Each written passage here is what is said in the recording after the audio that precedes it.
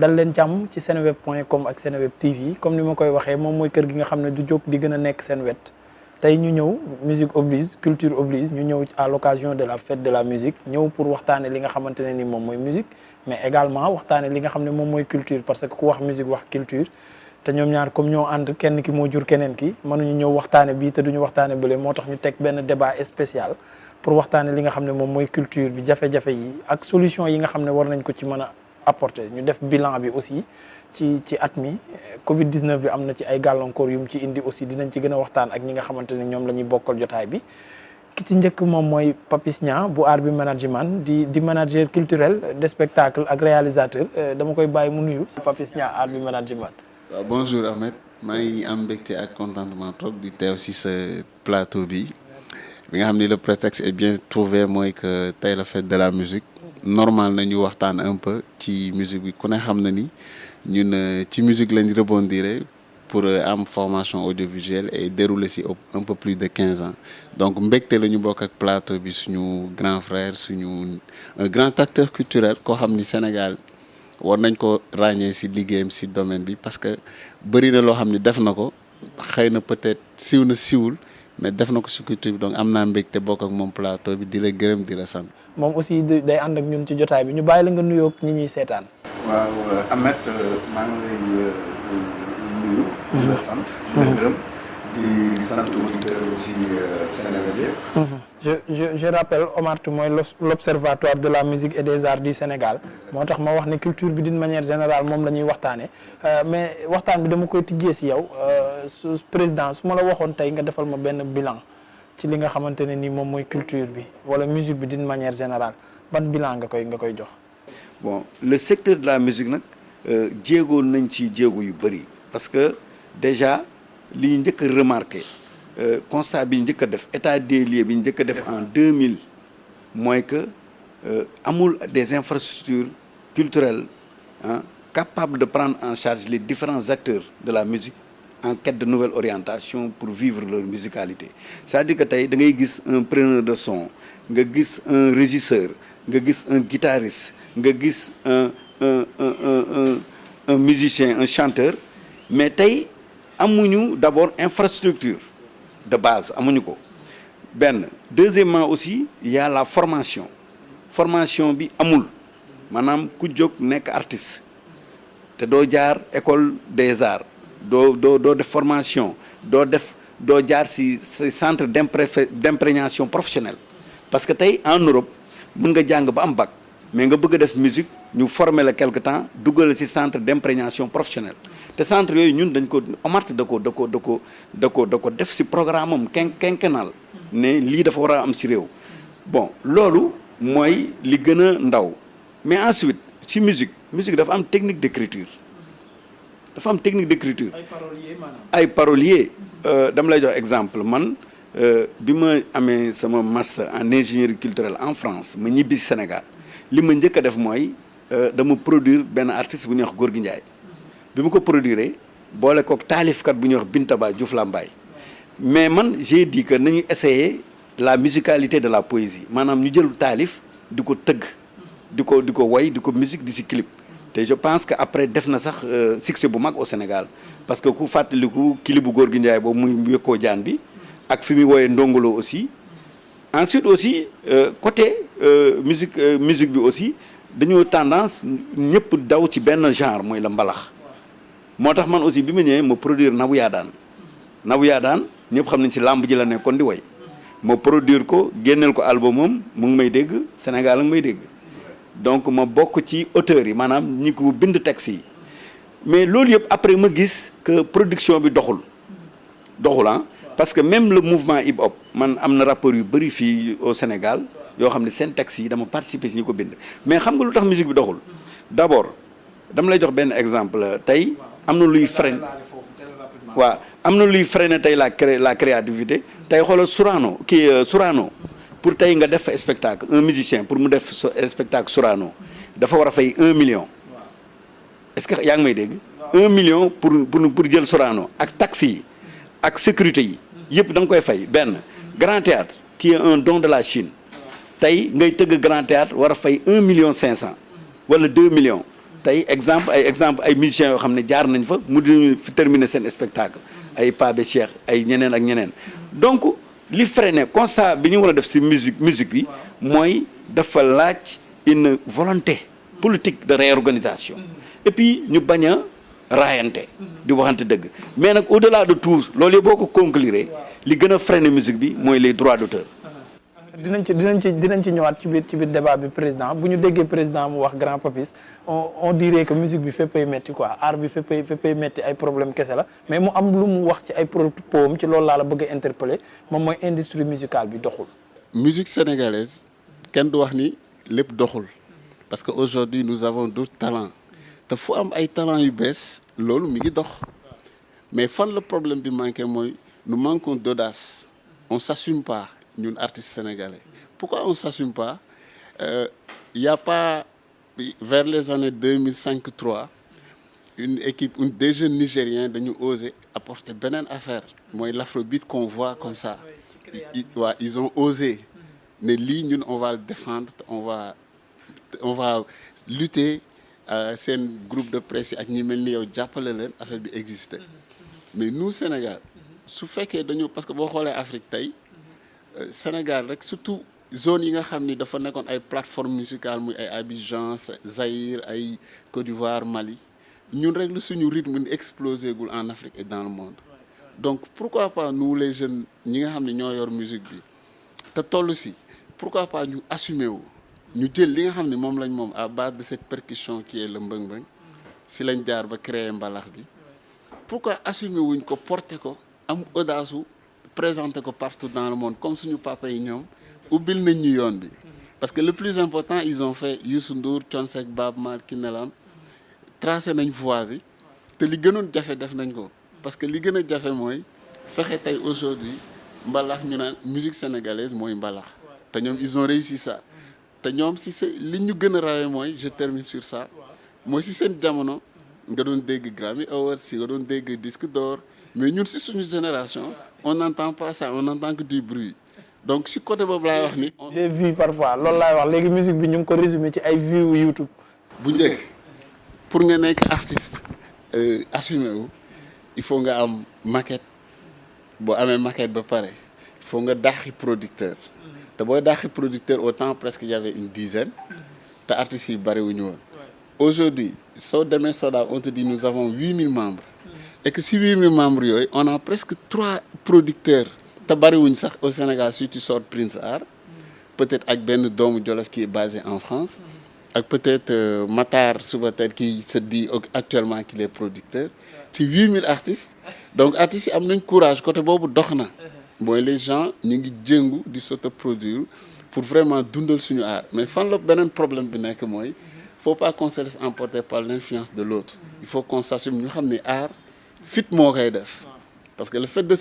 de s'exposer et de se présenter partout dans le monde ne man lii laa am comme sama culture nit daf ko war a ñeme nit waru ko ragal. merci beaucoup le décor est campé ah mais dama bëggoon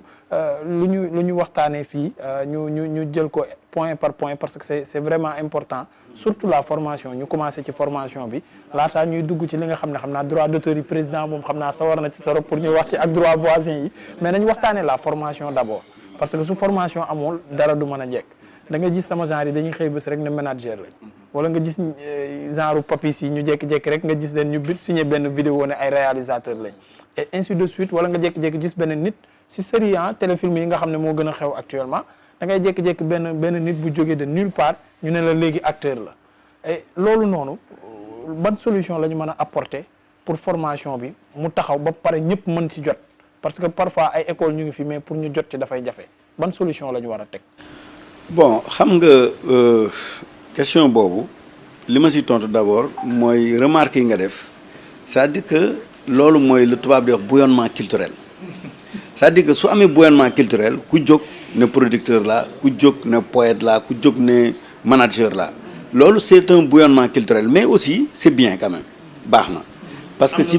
non am na lu ci positif ndax Senghor bëggoon na ko. Senghor bëggoon na muy am bouillonnement culturel parce que bu bouillonnement amee après petit à petit da nga gën ñuy émerger ngay tànn li si gën a feuilles yi gën a baax nga récolter ko jël la mais léegi nag foofu mooy le rôle de l'État bi muy l'État foofu la war a intervenir c'est-à-dire que la formation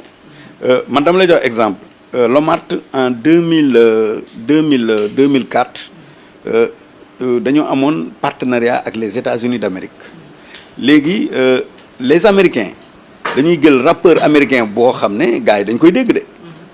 comme tey Natif Din nga xam ne ce sont des rappeurs musulmans ñoo xam ne du ñu def musique ak ay guitare mais ay ndënd parce que ñoom pour ñoom guitare arabe na ñooñu dañu indi fuy ñooñu Natif Din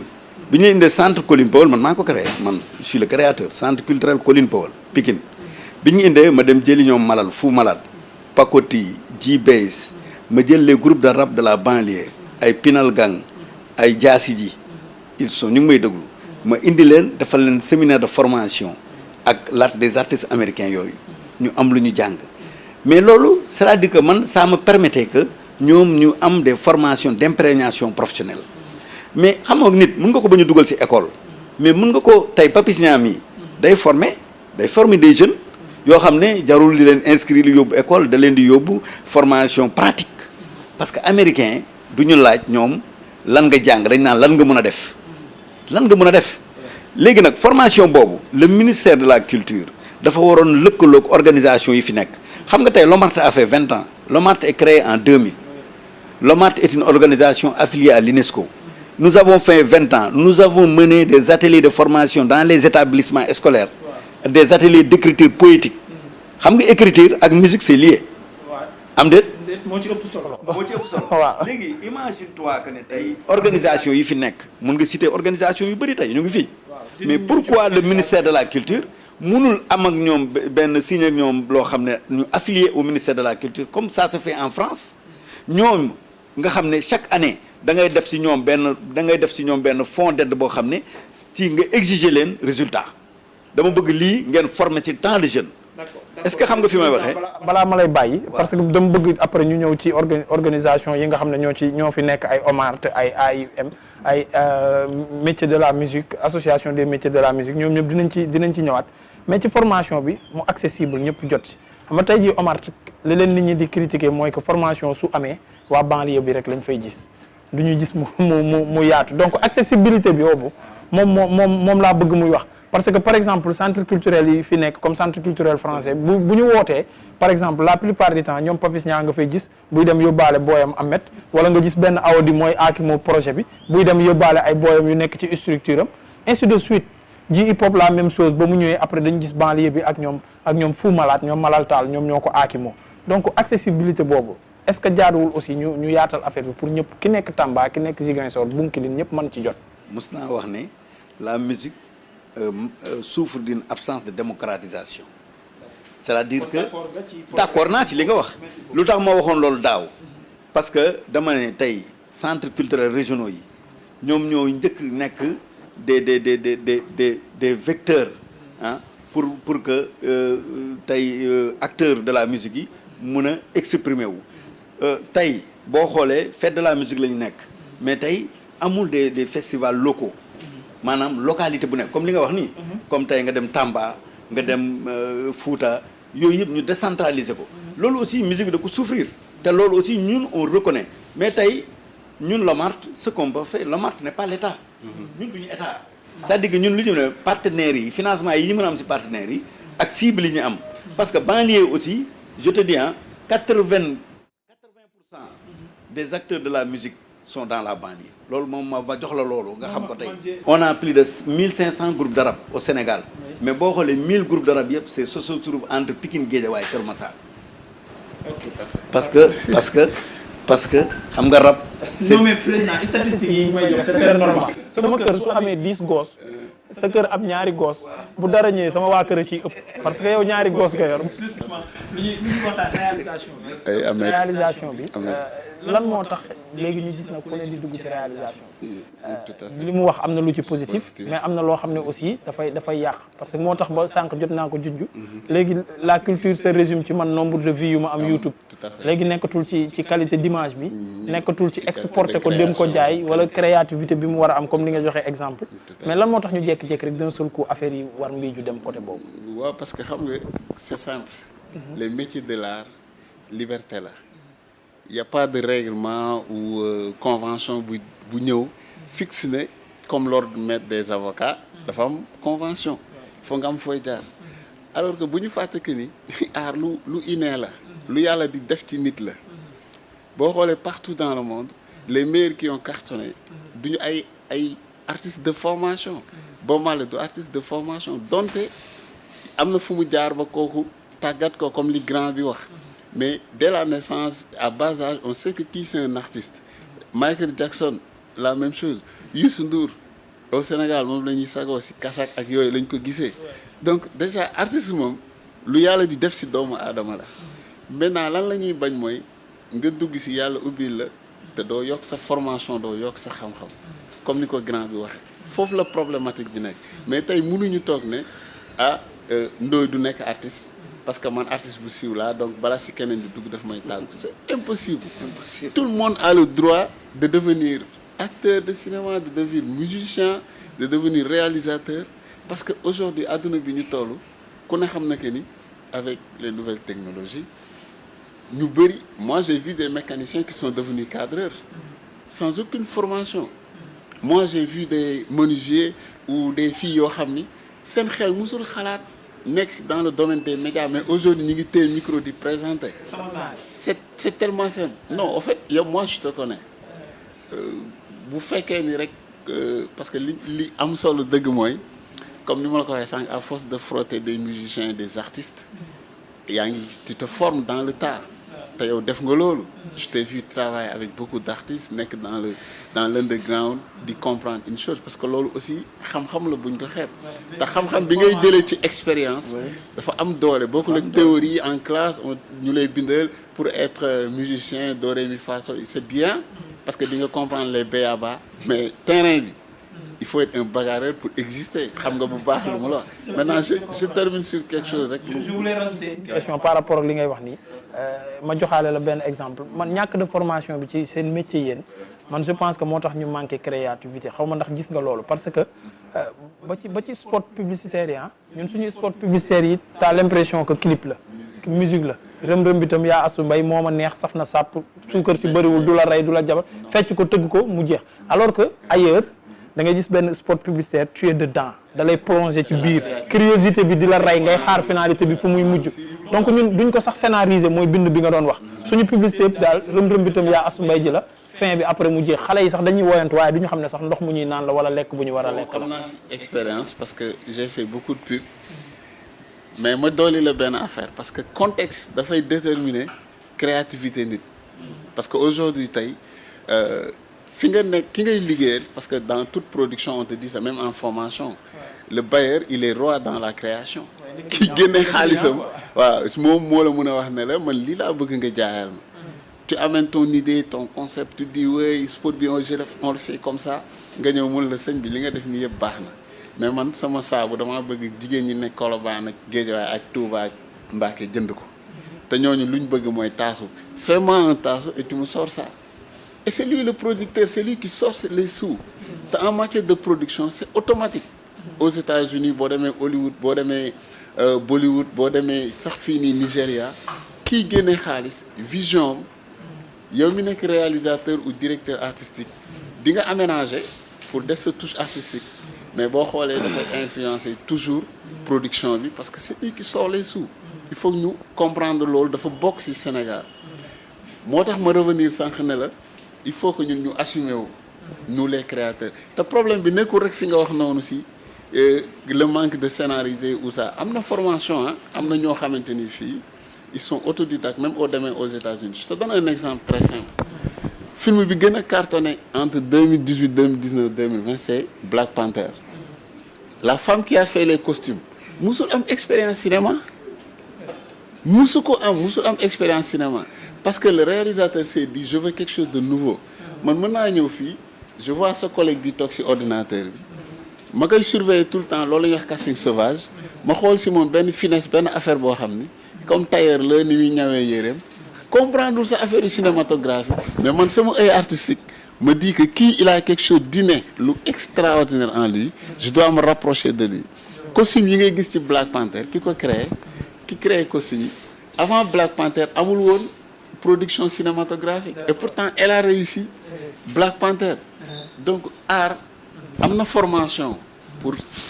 créer lu ñuy tuddee ordre dans les idées mais yëg-yëg lu yàlla di maye rek la ci doomu aadama il faut être artiste pour comprendre ça. d'accord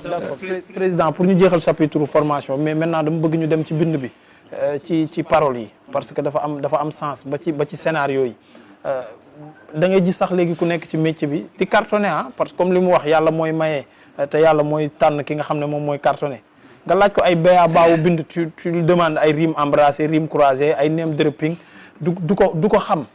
donc lan nga jàpp ne loolu nañu war a apporter ci touche boobu parce que nag mooy def différence bi paroles yi parce que mooy tax musique bi man fi yàgg comme ni nga ko waxee sànq parce que su fekkee paroles yi sont insignifiantes du fi yàgg donc lan nga jàpp ne moom nañu war a indi pour que ñu réparer problématique boobu. D'abord mooy la libération culturelle et linguistique parce que xam nga Cheikh Anta Diop dafa ne peuple mënul libre tant que jëfandikoowul ay làkkam maternel gis nga man dama doon insister pour rappeurs yi ñu leen di former écriture man dama leen jàngal écriture ci français wala ci anglais parce que man intéressé wu ma dama leen di wax ne yow wolof nga mu ne ma ne la ma dem jël kooku xam ne day moom wolof da kuy bind moo kooku defal la atelier jàngal nu ñuy bindee en wolof si sa làkk bi nga nàmp tey làkk yi bu dee tukulóor bi noonu bu dee séeréer bi noonu mais léegi bu ñu appesantir woon ci loolu ci sunu langue nationale yi di ci bindee mais kon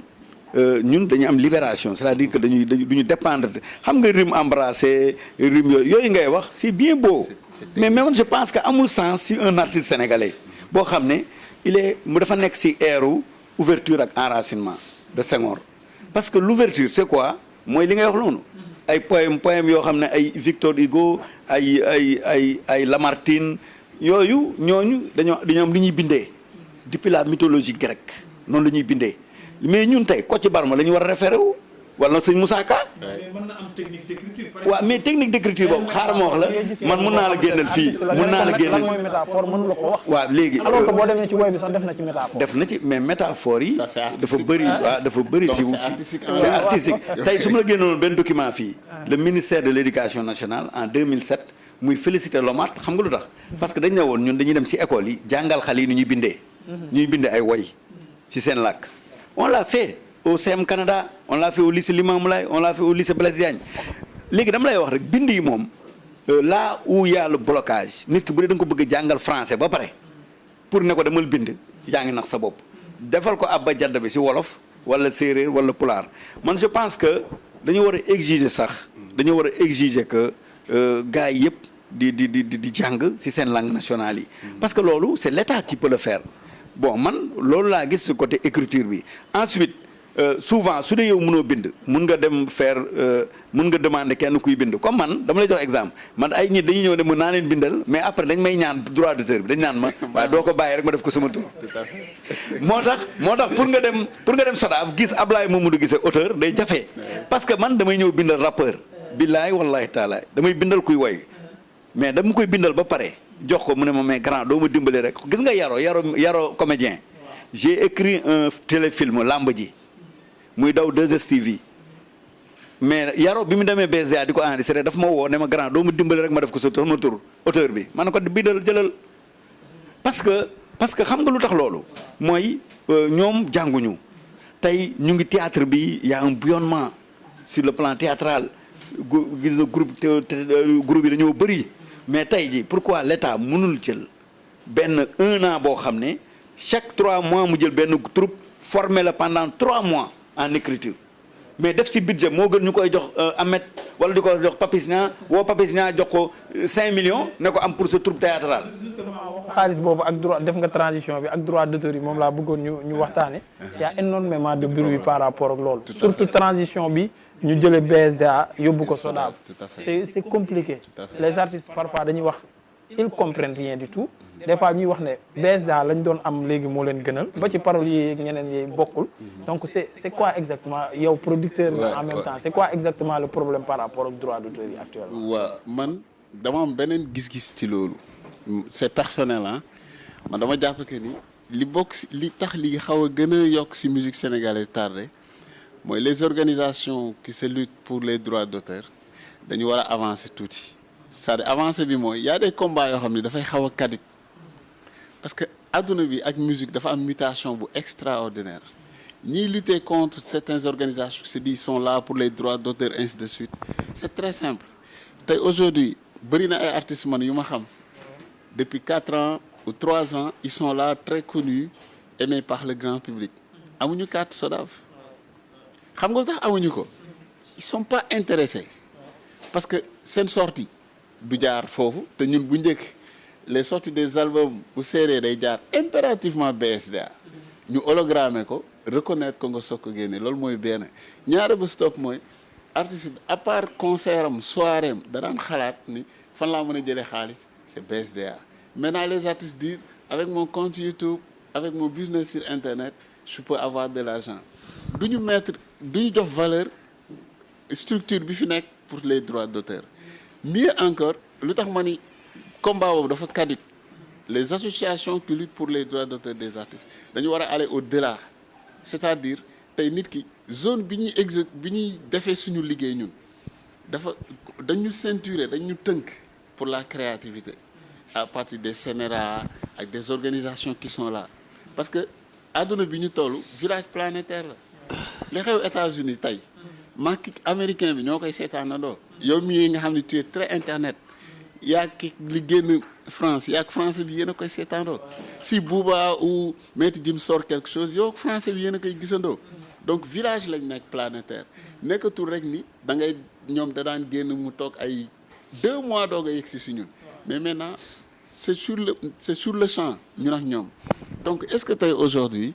jotul association yi comprendre que ni nañu lutter d'abord pour que nos artistes ñu libérer leen ñu bàyyi les créateurs dem au bout de leur pensée man bari na lu ma fekke créateur muy musicien si côté texte day ragal bind yenn affaire parce que dans la logique suñ ko génnee dañ koy censurer bu ñëwee si côté vidéo bi ou visuel bi même bi présenter album bi suñu amee yenn créativité bi dañ naan non dañ koy censurer mais loolu non seulement mi ngi freiner suñu culture mais mi ngi bloquer les créateurs ba seen xel du màcc jëm si plus de créativité waaw parce que dañ naan rek grawul su fekkee benn mbalax la les artistes te disent je veux benn clip bu simple benn kër bu am piscine ak des filles soo ñëwee di ko tegal un peu benn créa un synopsis ba loo xam ni conception artistique la pour que loolu fii ak 15 ans mu nekk lu continuer moom def naa la d'accord mais lii est-ce que doo bàyyi ñu def affaire bu simple rek parce que dans sa logique day wax ni affaire bi am na créativité bu muy am tout à l'heure tu me parlais d'un artiste qui parle de Lavan tout à l'heure thème bu extraordinaire tey boo doon def vidéo bi nga dugal ci créativité waxuma rek respecter un peu les phrases dites dans la chanson mooy dama doon defar un peu benn clip bu ñu muur nit non mais nga dem tout au fond de l'histoire nga wane li gën a am passion ci Lavan mais bu génnee dañ koy censurer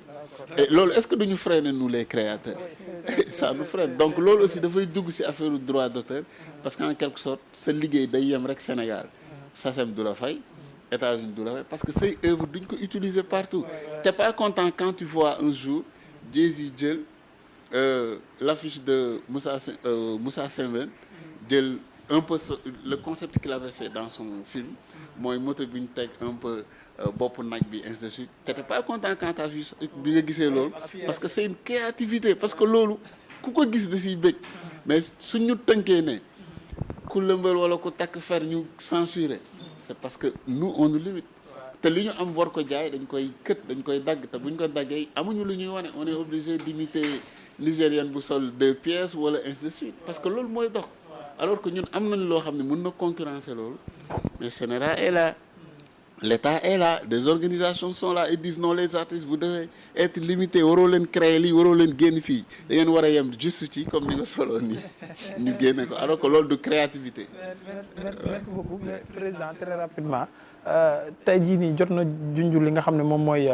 internet bi ak rôle bu mu ñëwaalee est-ce que du organisation yi ñoo waroon aussi dugal seen loxo ci loolu anticiper par exemple benn SODAV mu gis ne affaire bi fa la jëm carrément mu dem xool nu muy amee benn idée wala benn créativité anticiper par rapport ak loolu xool nu mu ciy liggéey ak artistes yi pourquoi pas donc yéen aussi Omart ak ñeneen ñi est-ce que du yéen a war a am taxawaay boobu pour jàppale ci artistes yi. waaw bon ci loolu ñun ci lañ dëkk taxawu artistes yi. parce que boo xoolee en 2003 avec le ministre Abdou Fall ministre de la culture de l'époque ci la ñu demandé la tenue des assises des droits d'auteur donc li Papis wax dëgg la ñun droit d'auteur dañ ko war a dépasser. parce que déjà adduna bi dañoo nekk ci yeneen ñun ñu nekk ci droit d'auteur ba léegi. ñun ba léegi ñu nekk ci droit d'auteur mënuñu régler ce problème là man wax ci sax damay tayal su doon li ma diriger organisation dootuma ci waxati mais dama jiite ay nit ay artistes woykat peintre sculpteur écrivain dama leen jiite te ñoom dañu am yaakaar ci jiite bi ma leen jiite. ba tax na gis nga damay wax tey plateforme yooyu nga xam ne de vente sur le net. la vente en ligne yooyu yëpp dafa moderne dafa la loo xam ne man pour man c'est l'État en collaboration avec les organisations professionnelles ak SODAV ñoo war a def ay lël organiser le secteur ba nga xam ne que même ku ci amul notion sax da ngay vivre de ton art. mais malheureusement loolu amu fi da ngay gis benn producteur wala benn maison de production moom day maîtriser technique yooyu toog fee di ko def artistes yi ñeneen ñi di vivre dans la misérabilité deuxièmement aussi côté vente CD yi ak clé USB yi mais ba léegi piraterie bi mu ngi am na parce que tey boo seetlee brigade de lutte contre la piraterie amatul au niveau de la SODAV instauré wu appliqué wu ko ba pare non seulement brigade de lutte boobu amul mais aussi sensibilisation bi. sensibiliser acteurs yi pour ñu ñëw affilier à la SODAV. am ay carte de membre ba pare Ahmed loolu moom da nga may insister si Ahmed nan la société mun a nekk ñuy sociétaire ñun ñëpp ñu bokk ci société bi te ñun amuñu carte sociétaire carte de membre. mais xam nga loolu soo ko waxee dañuy croire que tu attaques un Ngori Ndour wala leen mais non man je le dis parce que Omart dafa man bi ma ko yëgee réunion Omart dama tiit. bi ñu ma joxee des informations loolu parce que man carte SODAV la carte BSDA la am man te BSDA neewatu fi mais BSDA au moins artistes yi daawoon nañu percevoir 3 fois par année mais léegi SODAV les artistes ne perçoivent une seule fois par année mais nañu wax dëgg loolu nan la un musicien peut vivre de son art donc pour te dire que état des lieux bi l'état des lieux est campé l'état des lieux est campé tey jii li ñu war a def rek mooy que vraiment gestion SODAV bi jaarul yoon te bu gestion bu jaarul yoon amul rapport financier annuel yow ngay sociétaire SODAV ñu dawal 1 an 2016 ba léegi mosuñu la defar rapport financier nañ ñaata milliards la ñu collecté ñaata milliards la ñu répartir la ñu jox nit ñi ak kan la ñu jox yooyu mënoo ko am. président coow li SODAV coow li mooy xaalis la. xaalis la mais xaalis bi sociétaire man je suis sociétaire à la SODAV. mais lu tax man mënuma xam xaalis bi ñuy collecté ci dancing yi ci hôtel yi. ci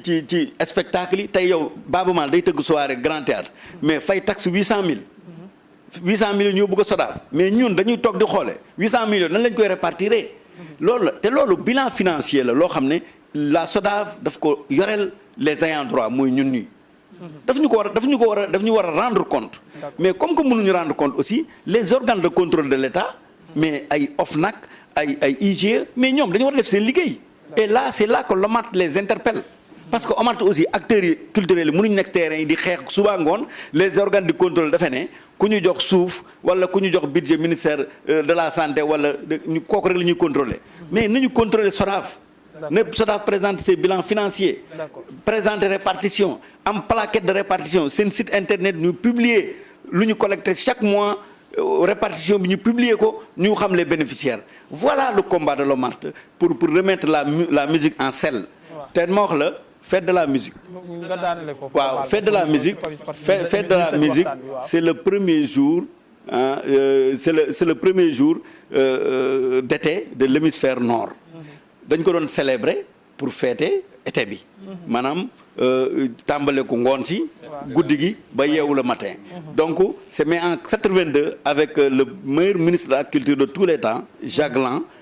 le ministre français que ci lañ ko institué partout dans le monde donc là aussi c'est une contribution pour wax la ne fête de la musique dafa am solo mais c'est malheureux que ren avec ce Covid xam naa ne duñ ko célébrer partout mais comme que aussi am na ay musiciens yu jëloon initiative di ko célébrer seen biir sa kër yi salon yi mais nañ ko continuer noonu nañ ko continuer le jour de fête de la musique ñu tëgg ci biir kër yi bañ a génn quoi. waay ñun je pense que ci loolu nga wax ñun fête nañ musique à notre manière ci tey jii nii ci kanam tuuti di ngeen am ci ngoon gi spécial fête de la musique ñu ànd ceeg Pape Diouf ak yeneen ak artistes yoo xam ne jaar nañ ci plateau bi donc toog leen seen kër Seneweb dina leen indil fête de la musique seen biir kër. donc l'après-midi tey lay commencer. voilà mais grand sànq jot na wax problème bu bare surtout ci SODAV yow loolu en tant que producteur mais manager mais surtout yàgg ànd ak ay artistes di def ay spectacles parfois nan ban jàngat nga am ci loolu. waaw en fait xam nga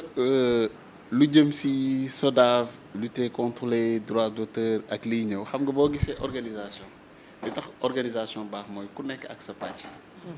tey dans l'organisation am na koo xam ne liggéeyam mooy lutter contre ça. man mon travail dans cette organisation c'est de vendre la musique sénégalaise. sama gëstu ak sama lijjanti ak suma contact yëpp mu ngi jëm ci nan laa mën a def ba musique sénégalaise di jàll sur MTV. nan laa mën a def ba musique sénégalaise di jàll sur 13TV. nan laa mën a def ba musique sénégalaise ñu dem Angleterre fi gën a jafe musique ci àdduna bi.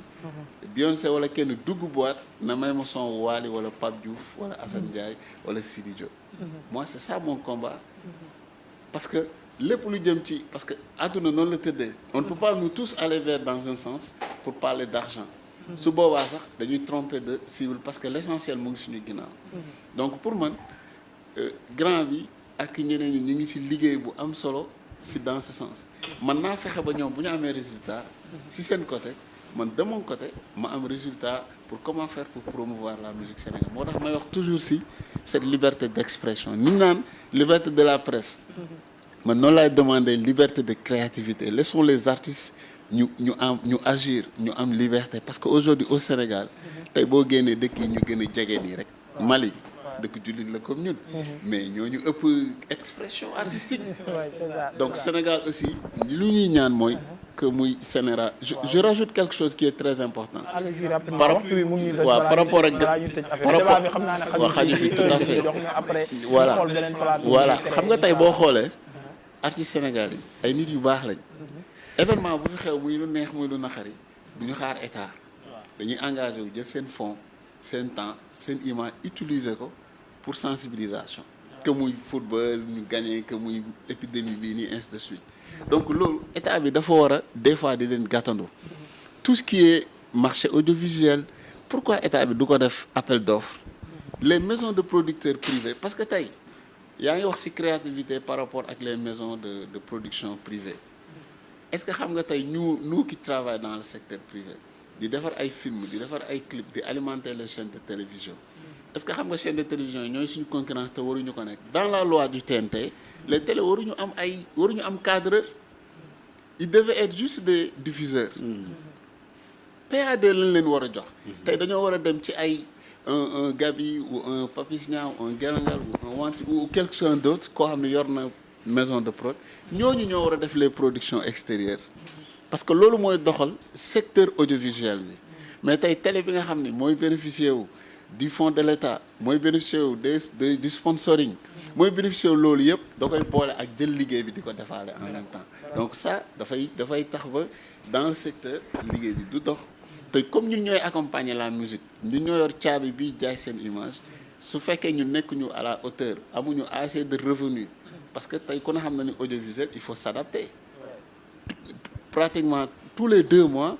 muy si lumière câble sax day am bu bees je parle même pas de caméra ou de logiciel de montage et tout s'achète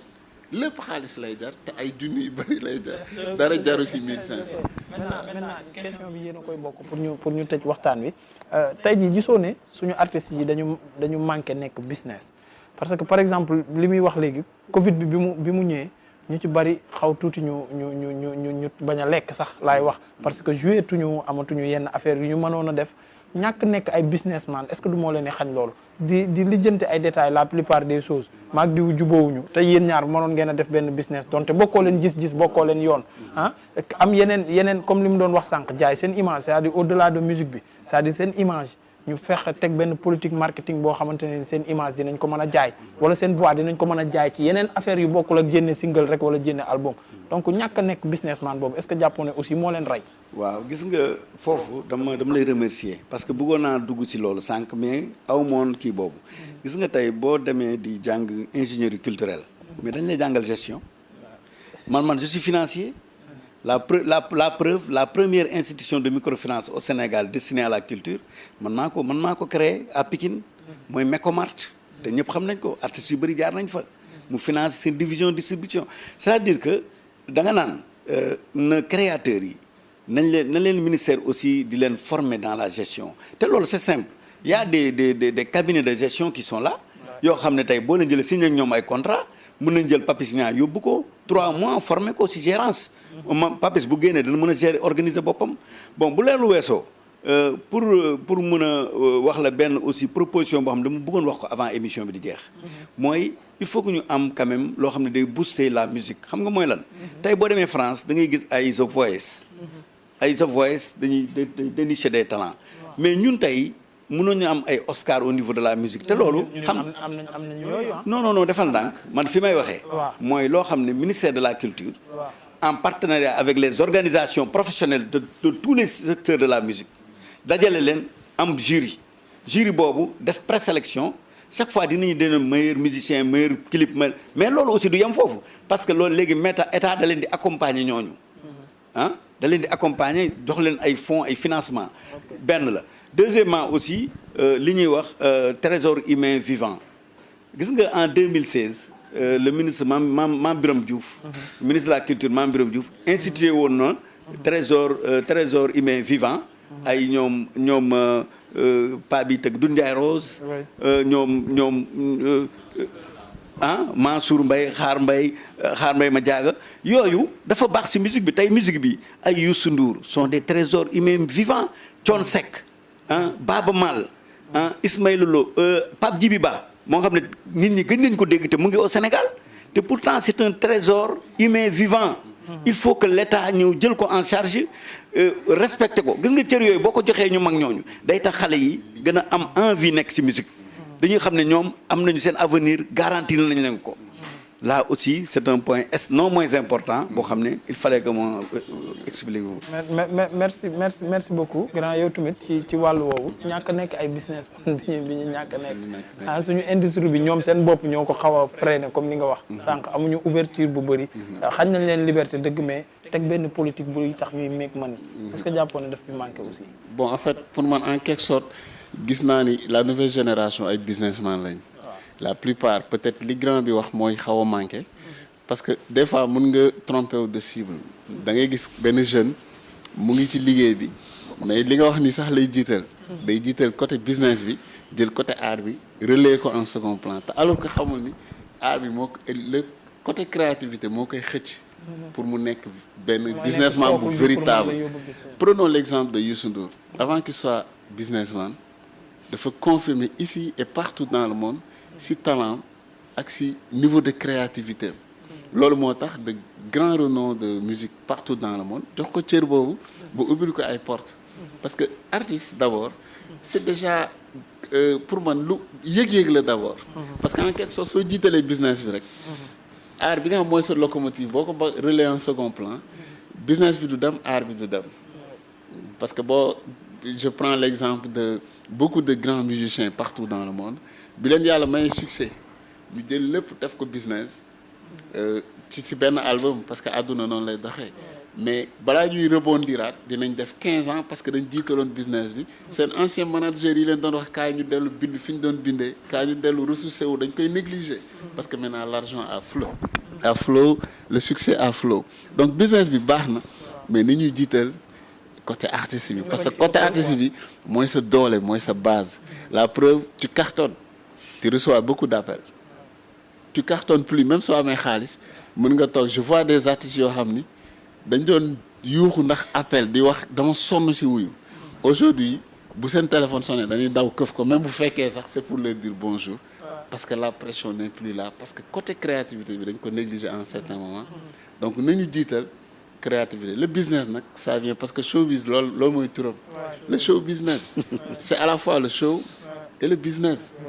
donc show bi toujours mooy fondement bi nañ koy téye fii grand bi doon waxee tuuti ci ñi nga xam ne c'est des patrimoines vivants lu am solo la partout dans le monde man j'ai reçu ay calebasses d'or j'ai reçu beaucoup de trophées mais su ma sañoon su trophée di am Sénégal